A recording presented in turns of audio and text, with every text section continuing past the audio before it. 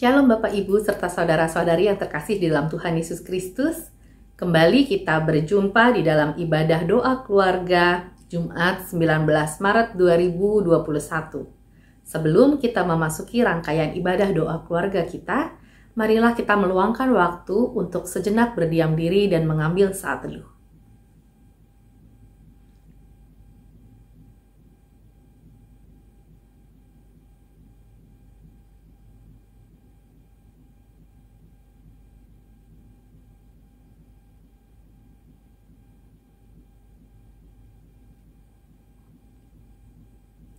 Apakah hari ini Bapak dan Ibu merasakan sukacita? Saya ya, karena bagi saya dan mungkin sebagian dari kita yang mengikuti ibadah doa keluarga hari ini, kita telah menghabiskan waktu hampir seminggu untuk bekerja, bersekolah, belajar, dan mungkin melakukan aktivitas-aktivitas pekerjaan lainnya. Nah, itu berarti juga kita sudah tiba di penghujung minggu nih. Sebentar lagi kita akan menikmati liburan dan bisa menikmati waktu untuk beristirahat sejenak sebelum kita memulai lagi aktivitas kita di minggu depan. Itu juga berarti bahwa selama hampir seminggu ini kita telah merasakan tuntunan Tuhan dan penyertaan Tuhan dalam kehidupan kita.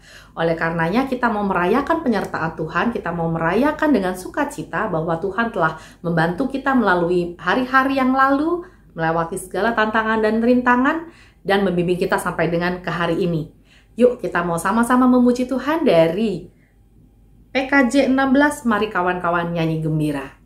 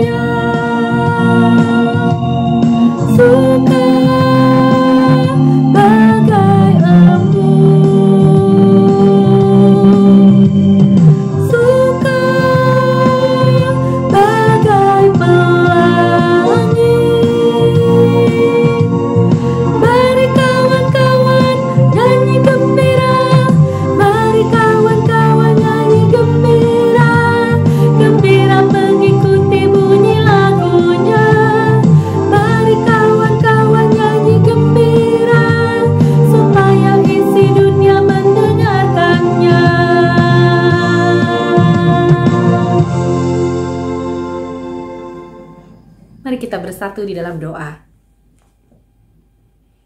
Tuhan Yesus, terima kasih Tuhan untuk hari ini. Terima kasih untuk kehidupan yang telah Engkau berikan kepada kami. Dan terima kasih untuk tuntunan Tuhan di dalam kehidupan kami sepanjang minggu ini. Hingga kami boleh tiba di saat ini Tuhan. Tuhan Yesus, kami menyadari bahwa di dalam menjalani hari-hari kami tidak bisa melakukannya tanpa pimpinan dan penyertaan Tuhan. Untuk itu di hari ini kami ingin bersukacita, kami ingin makin dekat dengan Engkau Tuhan, kami rindu untuk mendengarkan firman Tuhan dan merenungkannya Tuhan. Sehingga itu boleh menjadi kekuatan kami di dalam kami memasuki minggu kami ke depan Tuhan.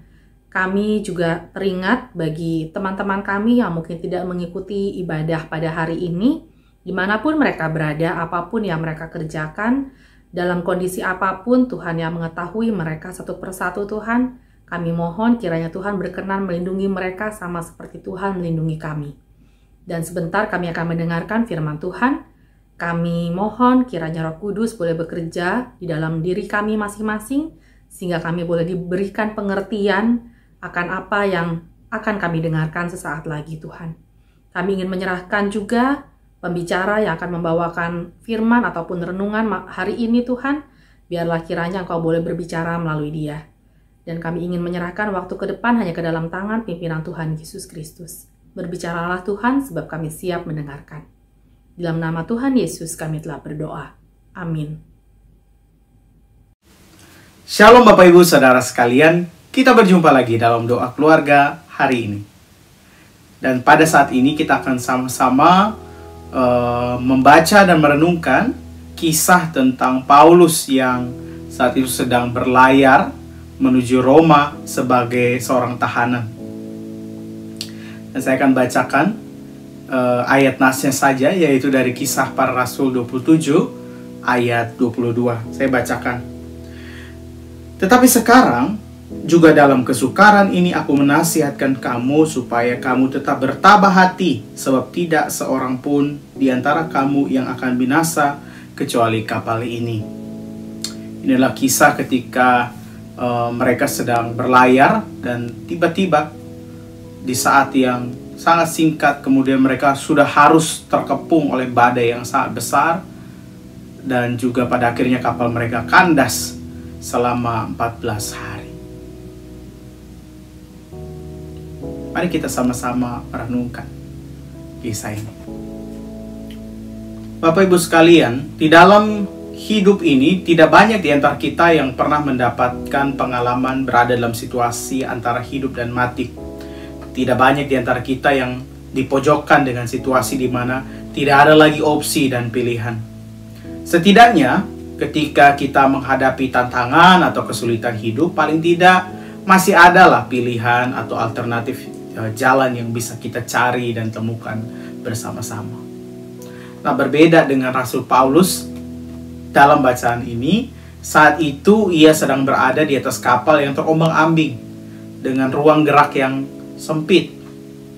Dicatat di sana ada 276 orang. Berarti sama-sama dengan Paulus sedang terperangkap dalam kapal yang karam dan terombang-ambing. Tidak bisa keluar, tidak ada pilihan. Dikatakan di sana bahwa tidak henti-hentinya dan terus-menerus mereka diterpa oleh angin topan yang dahsyat. Bahkan saking dahsyatnya badai tersebut, di ayat 20 orang-orang yang di sana mengatakan, kami putus harapan, tidak mungkin bisa selamat. Bagaimana mungkin bisa selamat Bapak Ibu? Di depan, di belakang, di samping kiri dan kanan, semuanya air. Mau lompat ke mana? Pertanyaan. Lebih miris lagi, keadaan yang susah ini ketika dialami oleh Paulus bukan karena keputusannya sendiri, tetapi karena keputusan orang lain. Sebagai tawanan, sebagai orang yang dibelenggu saat itu, Paulus nggak bisa memutuskan atas dirinya sendiri. Padahal sejak awal kalau kita baca seluruhnya, Paulus sudah mengingatkan mereka untuk tidak usah berlayar dulu. Di ayat 10 Paulus menyampaikan, saudara-saudara, aku lihat bahwa pelayaran kita akan mendatangkan kesukaran dan kerugian besar. Bukan saja bagi muatan dan kapal, tetapi juga bagi nyawa kita. Paulus sudah mengingatkan. Tetapi perwira Julius tetap memilih untuk tetap berlayar dengan alasan bahwa tempat sebelumnya yang mereka datangi itu tidak begitu nyaman untuk ditinggali di musim dingin. Apabila kita jadi Rasul Paulus, kira-kira kita marah nggak dengan keadaan?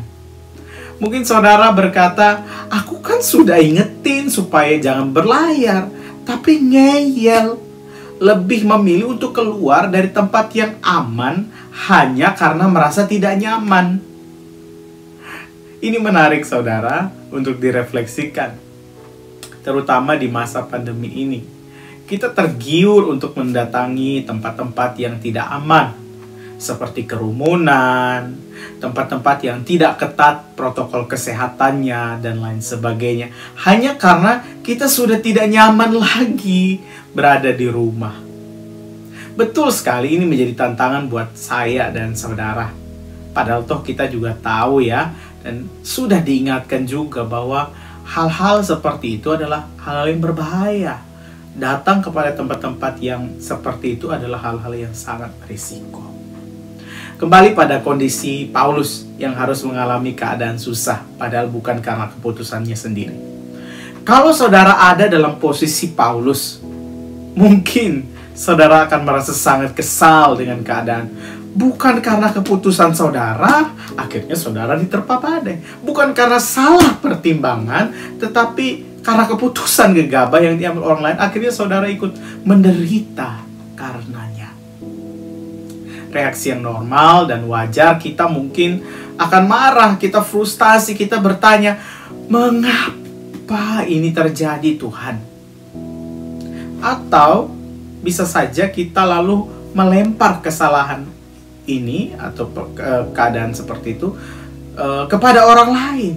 Kita marah dengan keadaan, kita menjadi self-pity atau mengasihani diri sendiri. Seandainya aku punya kebebasan untuk menentukan dan memilih, dan bukan orang lain yang memutuskan dan menentukan pilihan yang mengakibatkan kesulitan ini terjadi dalam hidupku, pasti aku tidak akan ada dalam posisi seperti ini.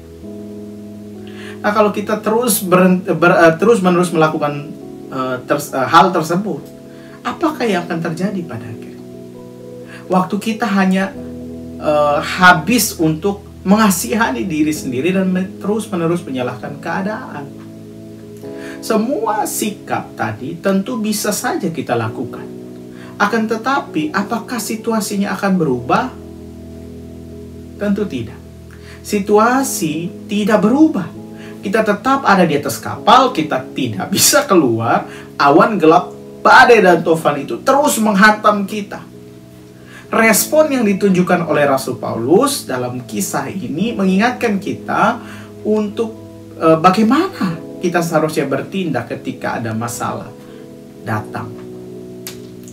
Kita mau mengandalkan Tuhan dan melakukan bagian apa yang bisa kita lakukan, atau hanya frustasi dan mengasihani diri sendiri. Pada bacaan kita di ayat 24, ya, Tuhan melalui malaikatnya mengingatkan kita untuk jangan takut, karena Tuhan akan menyertai. Saudara sekalian, apabila kita menghadapi situasi yang berat dan sulit, bahkan yang tidak bisa kita kontrol, saya rasa sebagai manusia, kita akan takut, kita akan ragu, dan mungkin kita akan marah. Ya, itu hal yang manusiawi. Sedangkan kesaksian-kesaksian Alkitab selalu mengingatkan kita untuk jangan takut dalam menghadapi situasi-situasi yang sulit sekalipun. Kalau kita coba renungkan lagi, saya kira kata jangan takut ini bukan berarti kita harus berani. Lawan kata dari jangan takut itu bukan berani, tetapi lawan katanya dalam Alkitab menurut saya adalah percaya. Percaya bukan karena kita bisa melewati situasi yang berat itu dengan kekuatan kita, tetapi karena Tuhan kita yang punya kehidupan ini ada bersama-sama dengan kita, memegang tangan kita ketika kita menghadapi masalah yang sulit. Menyadari penyertaan Tuhan di masa senang pasti gampang, iya ya. Tetapi sadar akan Tuhan di masa yang sulit, itu yang susah. Untuk itu marilah kita melatih diri kita untuk memaknai penyertaan Tuhan dalam setiap masa kehidupan kita. Yang kedua, Paulus dan orang-orang kapal itu tidak tinggal diam. Paulus percaya Tuhan akan menyelamatkan mereka seperti janji Tuhan padanya, tetapi di saat yang sama Paulus juga menggunakan akal budinya untuk mengurangi beban kapal, membuang tali, menurunkan jangkar, bahkan menghanyutkan sekoci sehingga mereka tidak tenggelam dan kapalnya tetap aman. Ada iman yang kuat pada Tuhan, sadar bahwa Tuhan beserta mereka, tetapi pada saat yang sama secara berhikmat mereka melakukan usaha agar mereka tetap selamat. Kita belajar bahwa ketika kita percaya pada penyertaan Tuhan, bukan berarti kita tinggal diam, tetapi juga harus terus berupaya melakukan bagian kita. Bapak Ibu Saudara sekalian, dalam pelayaran hidup ini, di dunia saat ini, tentu saya yakin pasti ada gelombang, ada badai dalam kehidupan kita. Dan terkadang Tuhan mengizinkan pelayaran kita kandas. Di saat kita tidak berdaya, di sanalah kita diajar untuk tetap percaya pada penyertaan Tuhan. Dan di saat yang sama, kita menggunakan hikmat dan akal budi kita untuk melakukan bagian kita. Selamat berlayar bersama dengan Tuhan. Tuhan memberkati. Amin.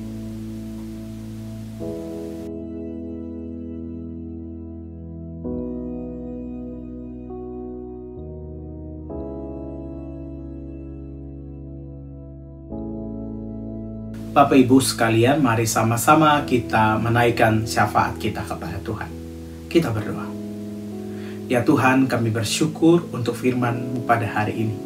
Kami belajar ya Tuhan, untuk menjadi orang-orang yang terus mengandalkan Tuhan, tetapi di saat yang sama kami juga berupaya melakukan bagian kami.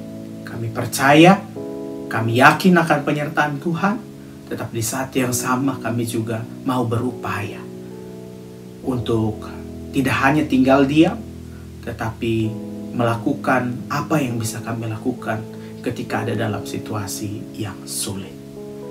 Biarlah kami dimampukan untuk terus melihat penyertaan Tuhan.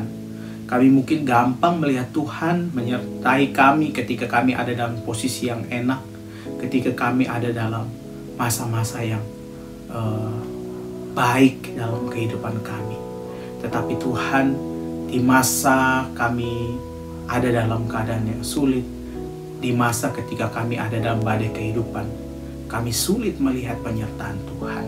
Untuk itu ya Allah, kiranya Engkau mampukan akan kami untuk bisa memaknai setiap perjalanan kehidupan kami, pelayaran kehidupan kami Tuhan, ada dalam penyertaan dan rahmat dari Engkau saja ya Tuhan.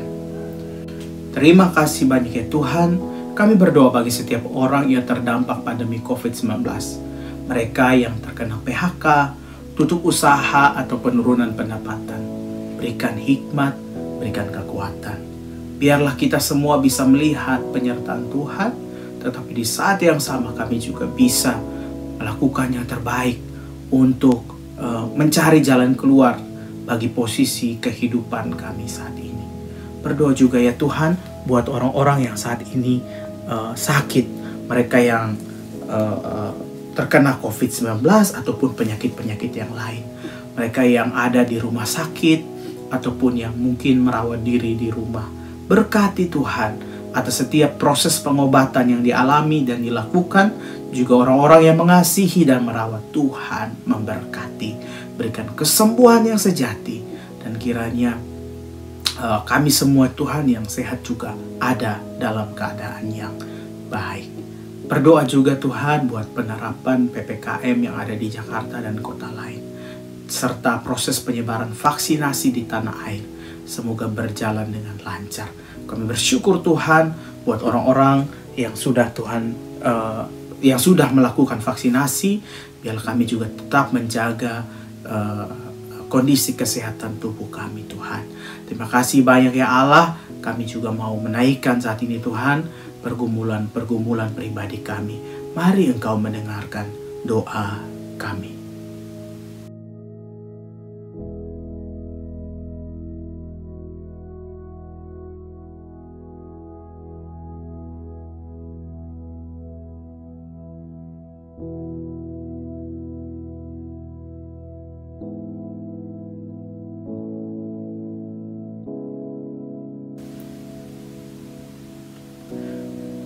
Inilah doa dan syafaat kami ya Tuhan. Kami tutup akan doa syafaat kami dengan doa yang telah Engkau ajarkan kepada kami.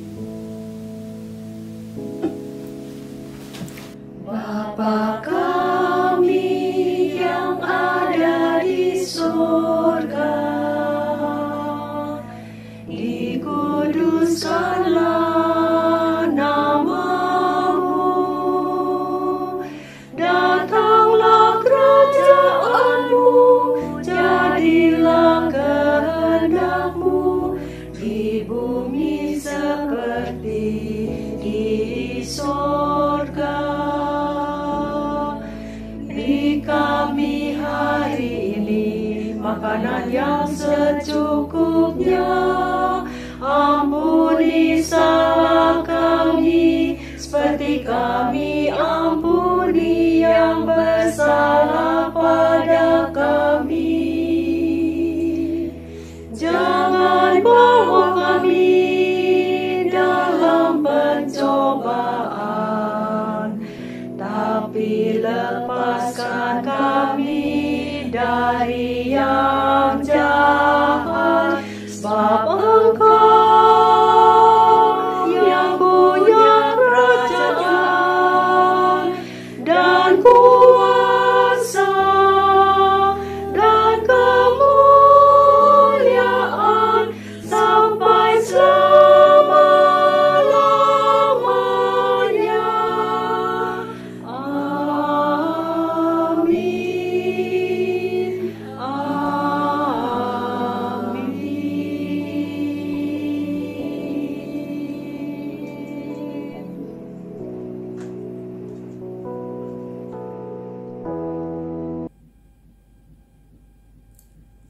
Di dalam perjalanan kehidupan kita, seringkali kita dihadapkan pada kesukaran-kesukaran.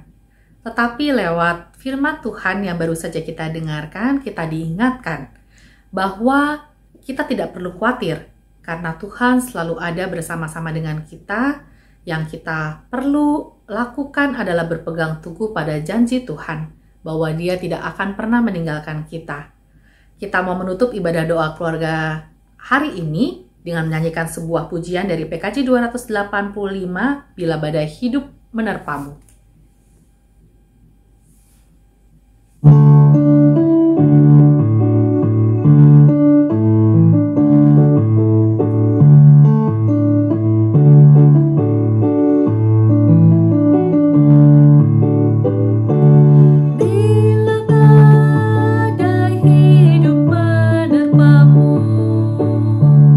Dan cobaan pun datang mengganggu,